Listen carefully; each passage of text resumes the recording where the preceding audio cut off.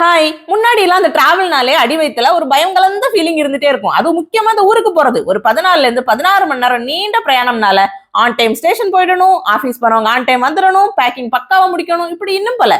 ஆனா இப்ப வந்து அடிக்கடி டிராவல் பண்றதால அதெல்லாம் இல்ல. காமன் பீஸா கிளம்புறது. நான் எல்லாம் பேக் பண்ணி ரெடியா இருந்தேன். சேட்டை வந்ததும் ஆட்டோ புக் பண்ணிட்டு கிளம்பிட்டோம்.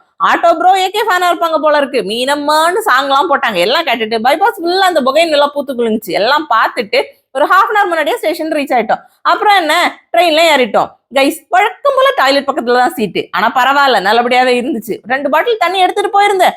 அது பத்தாதுன்னு எக்ஸ்ட்ரா பாட்டிலும் வாங்கிட்டாங்க. லேட்டரா வந்து உள்ளே ட்ரெயினுக்குள்ளே வந்து எடுத்துட்டு வந்திருந்தாங்க.